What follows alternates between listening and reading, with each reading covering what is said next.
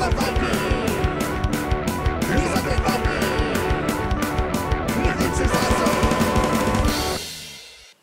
everybody, this is me, the Undead Viking, and this is City of Gears. Now, I have to, full disclosure here, I have played City of Gears many times over the last few years. This is a game that has a very storied background, I guess I'd put it, as far as the development, the creation, and now finally the publication.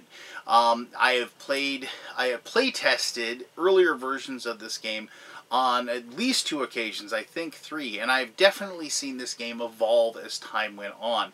And this is one of those games that, like, if people knew about it, they were wondering, why hasn't it been published yet? Why hasn't it, been created yet? Just because of the fact that, like, it's just been a solid game, it's been a solid,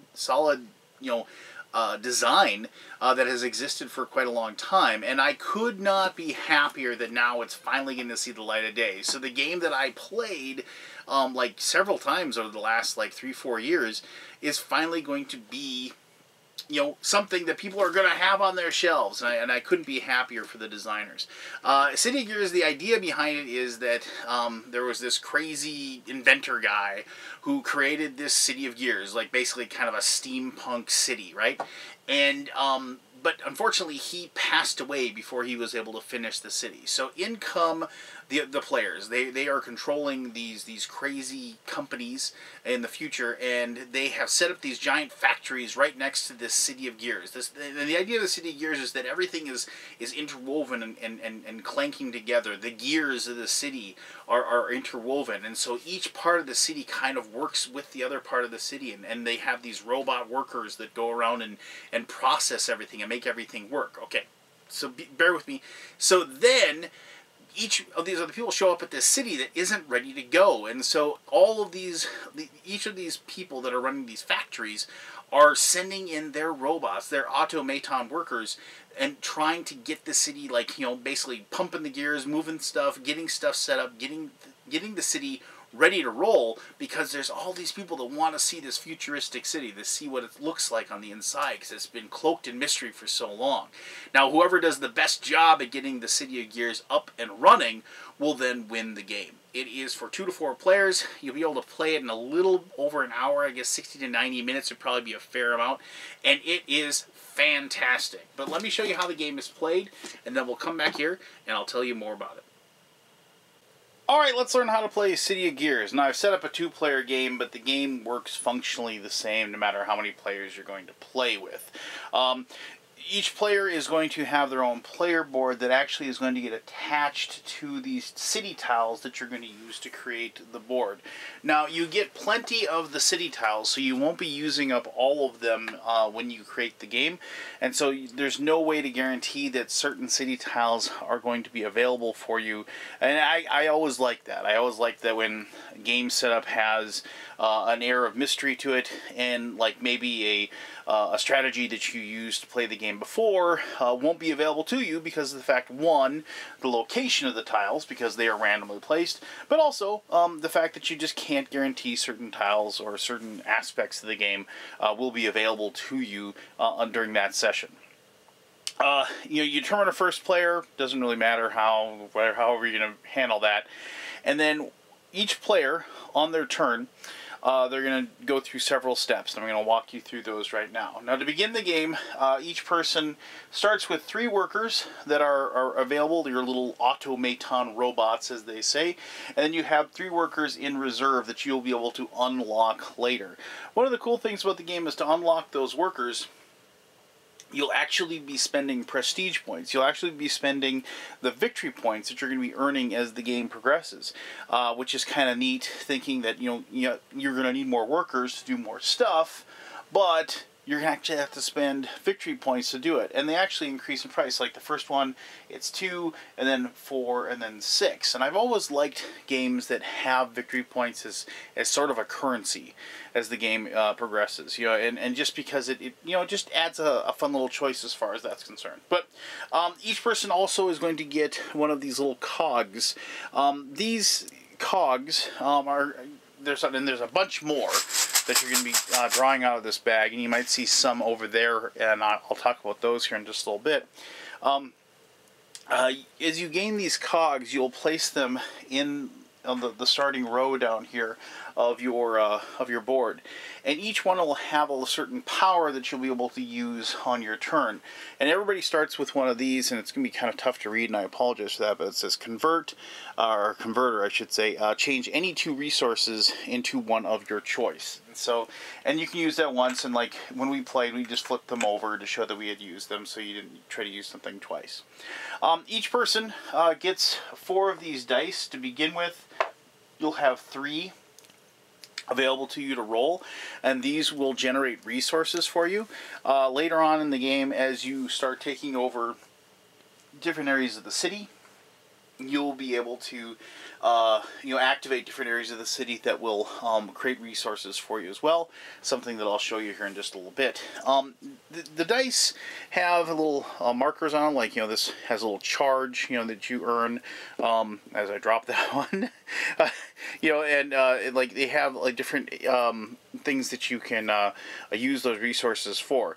If you have a situation where you have a little like a little this or that kind of thing, you don't get both of those. You pick one of those 2 resources that you want access to. Now, at the beginning of the game, you'll get 3 dice, just like you get 3 workers at the beginning of the game. You will get to roll your 4th die after the last of the 9 city tiles is revealed. It kind of shows that, like, the race towards, the end of the game, like the City of Gears is starting to flow and starting to work, and it's going to open soon. And because of that, your companies are burning the midnight oil, so to speak, and you get to unlock that 4th die. But when you roll the dice, you just, in this case, wow, I got 3 steams. Well, so you'd earn those resources. Now, you don't take the resources. There are resource tokens here that have all those different types of resources that are there.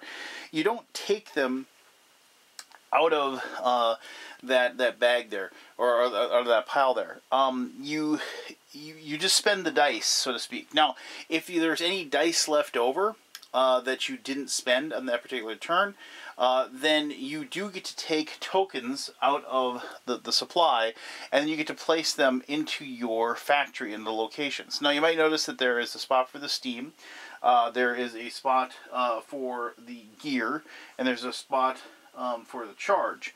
And you have to actually match up the resource, and that's 1 in each of those locations. And then there's a wild that allows you to put any one of the 3 resources in there. So you can't just stockpile resources, but you are able to save 1 of each and then 1 wild in that location. Alright, so after you roll and you gain your resources, if you've already, if you have a worker in a city tile out here, and I will reveal the city tiles to you here in just a little bit, but if you have a worker in a city tile out here, then you are able to activate that city tile. And then you will, and that's actually kind of a more complex thing that happens, because city tiles will actually give you resources and other things, but also you'll be able to link up to other city tiles depending upon where else you have created control spots. And once again, I'm getting a little bit ahead of myself, but you can, when you activate a city tile, you'll be able to activate other city tiles and get benefits from those as well. But keep that in mind. We'll talk about that in just a little bit. All right, so after you trigger city tiles, then you will go to the perform actions phase. And when you perform actions, you have several different actions to choose from. Now, these actions, when you pick them, most of them are they're gonna cost you resources to process them. And so in this case, rolling those 3 steam isn't necessarily a bad deal, because steam is one of the resources that allows you to move your robots, and allows you to move your robots out and into the city. Now, of course, at the present time, you haven't bridged a gap. You haven't created a way for you to get into this location. And mind you, if we were playing 4 players, there'd be a player that was matched up right there, and a player that would be matched up right there. So what you need to do is you need to get a cog, and to have a cog or a gear, you have to have a gear resource that will allow you to do that. Now we don't have a gear resource, so if we're playing out this turn, I had these 3 steam. What I could do is I could, you know, use my converter once to take 2 of these dice, and I could say I'm going to take a gear resource and make that out of there. So what I would do is I would then take this bag, and this bag, I'm just going to grab a handful so you can see, has these little gears in there, as I'm going to drop some on the floor as well. But what I'm going to do, and then for every gear resource that you spend, you're able to draw that many, you know, cogs out of this bag. Now, cogs have two purposes, so I'm just going to, here's this one. So one, on this side, you can use them to just bridge that gap between those 2 things. So when you do the bridge of the gap, then you take one of your ownership discs and you put it on there to show that that is your gear that has connected your factory to this location. And now, you know, I could move one of my workers into that using this last steam resource. Now you can move with the charge resource as well, but just wanted to also just say that's how you get there. Now on the other side of these cogs are these little bonuses. So this says if you pay a gear, you will gain 2 steam. And so if you use that, you'd keep that down here like so, and then you'd be able to use that on your turn as part of, you know, the whole process of collecting all your resources. And something like that would allow you like a little bit more, you know, flexibility, so to speak, you know, when after you rolled your dice. Now, not all of them will be resources. Like, for example, take, you know, this little cog. On this side it says gain 1, and it can be a little kind of tough to see there, but gain 1 prestige point if you build 1 plus gear links on your turn. And so, like, you know, that would be a way for you to earn points as the game progresses. But so there are a ton of these, like I said. You know, like I grab like a giant handful so you can kind of see. There are a ton of these in the bag, and you know it is kind of a weird, like, you know, obviously grab bag type of situation that you have there. Now, mind you, each gear, like I said, allows you to draw 1 of these cogs. You know, each gear resource allows you to draw 1 of those cogs out of the bag, but you have a maximum of 2 that you can actually place on your turn. And you can use 1 of them as a development, and you can use 1 of them as a connection. So, and some people might be saying, well, why would I ever want to draw more than 2 then? Well, if you draw more than 2, you have a wider variety of options as far as, you know, what you would use as far as, like, you know, for your development, so to speak. Now, you might notice that there are 6 locations for these development cogs down here. You are allowed to choose one more than 6, but for every one that you choose more than 6, you have to discard 1 of them that you have down here. So you, at any given time, you can only have 6 cogs available to you. Now, I mentioned moving, so let's just show how that works. So like you'd spend a steam. Like, we're going to move our worker to here, and I'm just going to move that to the side. First thing, if you're the person that discovers the tile, you get to claim these little 2, like this discovery token that's worth 2 prestige points. So you'll claim that, and then you're going to take this, and you're going to flip it over, and you're going to put it into the spot. So let's just see what we got here. So here we have the Galvanic Mill. And you can see here that if you wanted to activate this tile, it would cost you a worker to be on there, just like the worker would have to work the tile, and it would cost you 2 gears. And then you would gain 2 charges for activating that particular tile. Just go ahead and place that back down on the map. You may have noticed that there is a prestige value that's on the bottom of that particular map tile. That is the number of points it's going to be worth at the end of the game if you're in control of that particular tile. And I'll talk about control a little bit later when we talk about the end game of the situation. But getting back to other actions that you can take, you can do what's called an overcharge. Now, overcharge is, as an action, allows you to actually kind of mess with the other player and kind of screw things up for them a little bit. Let me just, you know, for just to kind of show you how this works. Let's just reveal that one. And the only reason I'm revealing that one is just so I can pretend that, like, this player has a worker there, And, you know, we have a worker here, we have a worker here, and let's go ahead and place like this gear here and that gear here. All right, so, and then yellow owns that gear and blue owns this one. All right, so when you do an overcharge, you're actually doing an attack on the other player. Either you're attacking their automaton worker or you're going to be attacking their connection gear that they're using. So you can spend a charge resource to return an opponent's worker that shares a space with one of your workers. So like if you spend one charge, you can go ahead and it just gets returned back to that other player. It doesn't destroy it permanently. They just get it back and they'll be able to move it back out into the out onto the board. Or if you have 2 charge resources, you can do a demolish. And if you do a demolish, you get to remove the gear that's in that spot.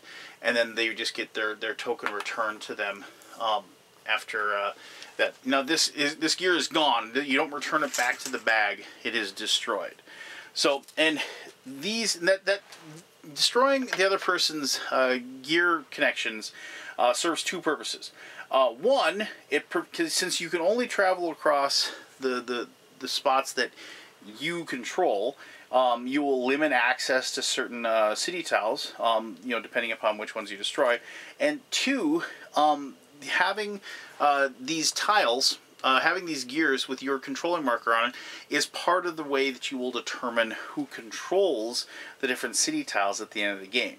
So it serves a double purpose there. You can, as an action, also, this is when you can construct a new worker.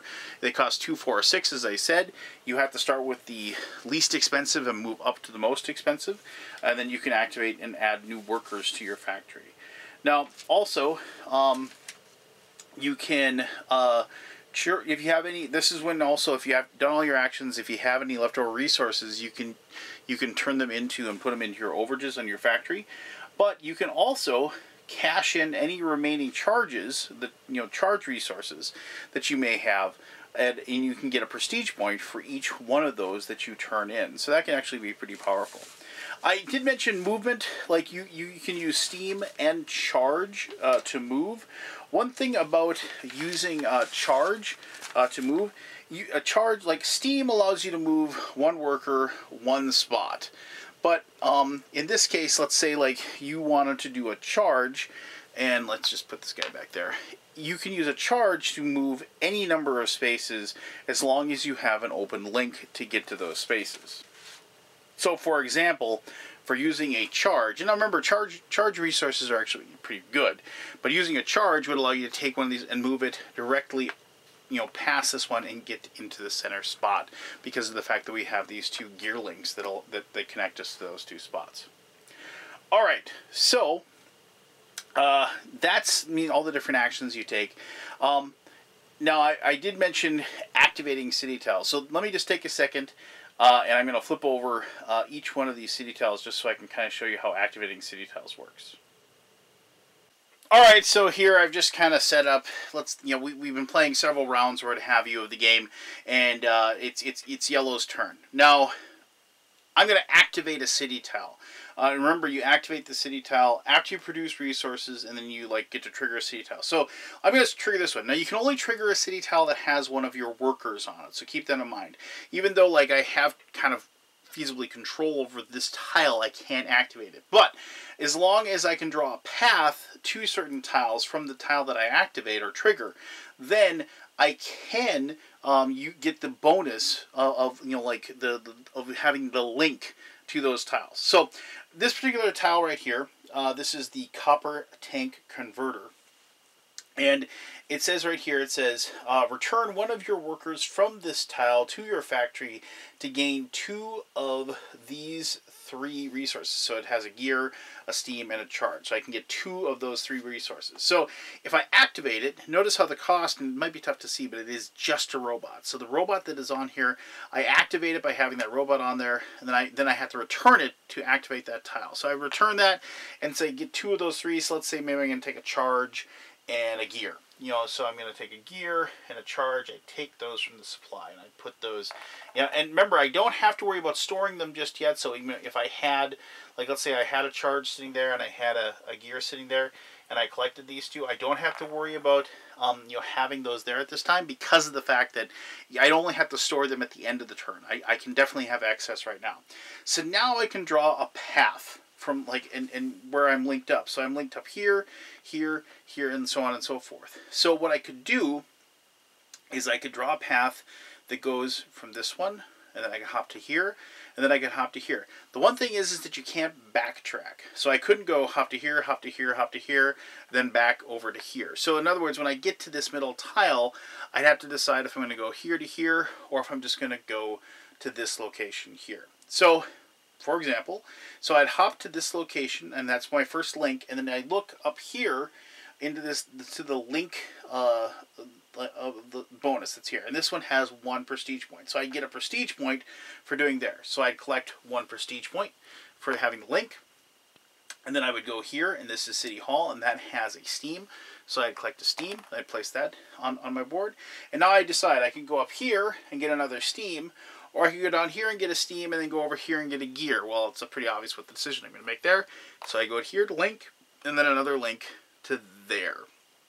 And so then I get another gear resource. And see, now that's how you can get a lot of resources, you know, that have nothing to do with actually rolling the dice in this particular situation. So, you know, it's one of those things, now you can probably see why you spending your charge icons to destroy these gear connections is very, very important and a very, very wise thing to do, because of the fact that, you know, blue, the other player, wouldn't want to ever let yellow have an awesome connection like that, so to speak, because they'd be able to cash in each and every turn. You need to bust up those links between those different city tiles. And when you have all 4 players battling over the 9 spots, it gets even more hectic and crazy. And it's pretty awesome, actually. But I'll talk about that a little bit in my final thoughts. Now, the big thing is that once all these city tiles are revealed, as I said, then that is the hint that the end of the game, the city the City of Gears is going to open, and people are going to see it. And at that point, what happens is, to trigger the end of the game, what you're going to do is you're going to collect all 4 of these tiles that say opening day on them, and you're going to put them in the bag.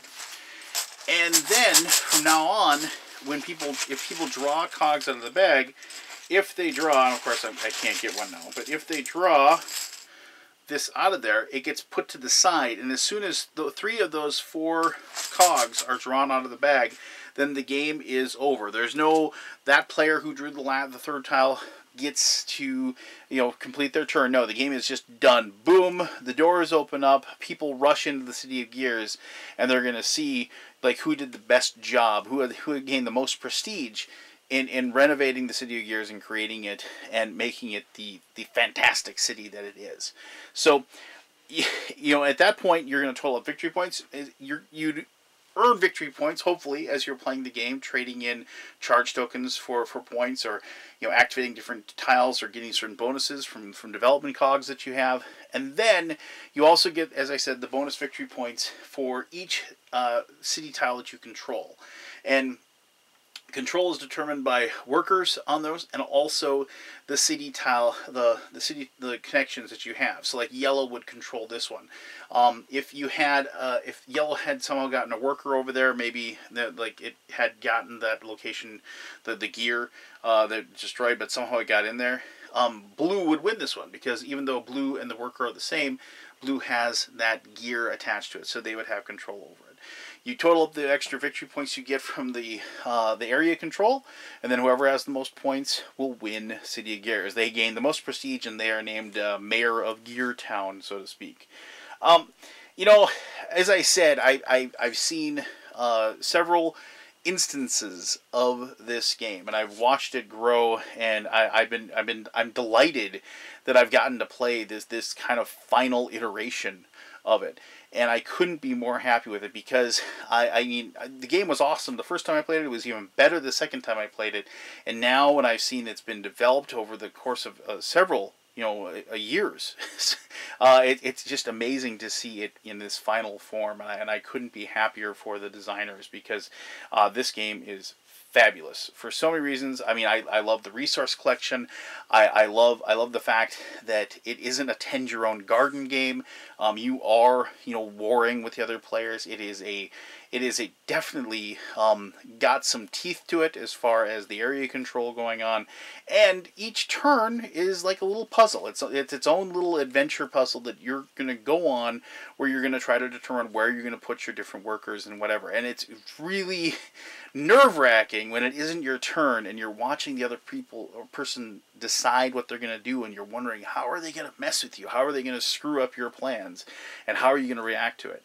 And I remember I'm just glued to the game whenever I'm playing this one, just because of those reasons. But let me talk about all of that and more in my final thoughts. That is a heavy Gears of City right there.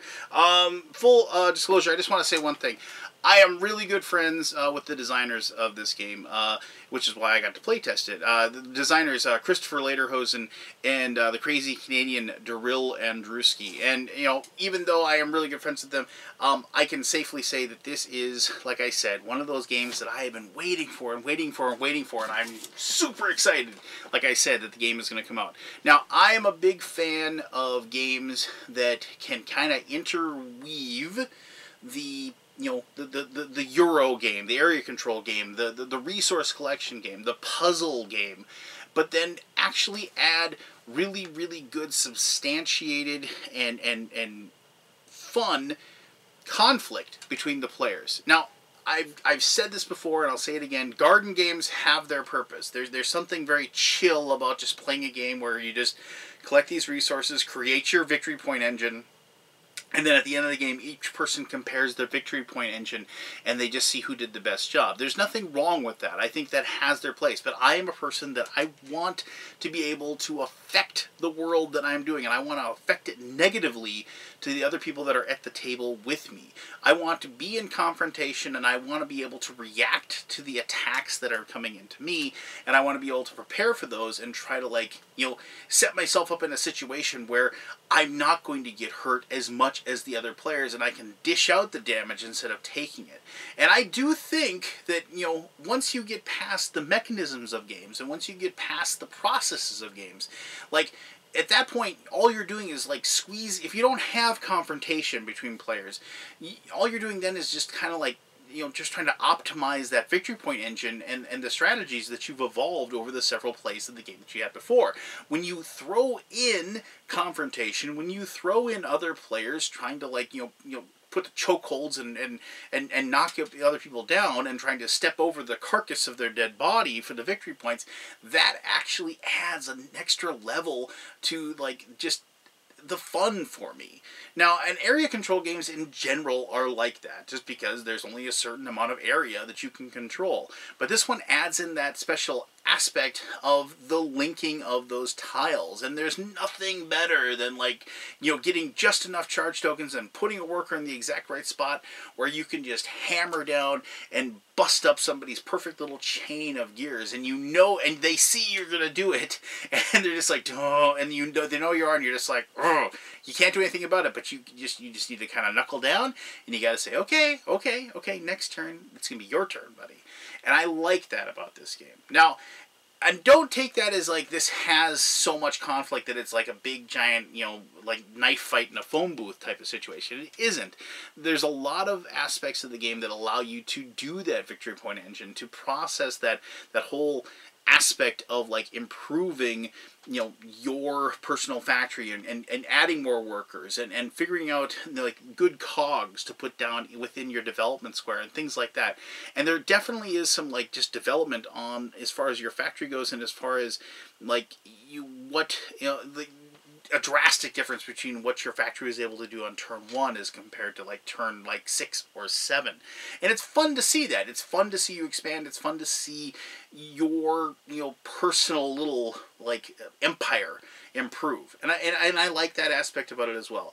I mean, basically, if you like your resource collection, you like your area control games, and you like them with a little bit of teeth, I think you're really, really, really going to enjoy City of Gears. And I strongly suggest you check this out. This is a game that has been long, long, long in the making, and it is finally seeing the light of day. And trust me, you want to have this one on your shelf. So there you go. If you have any questions about City of Gears, by all means, ask away. I'll be happy to answer those as best as I can. As always, thank you very much for taking the time to watch this video. And until next time, I'm the Undead Viking telling you to have yourself one heck of an awesome day. All right, bye-bye.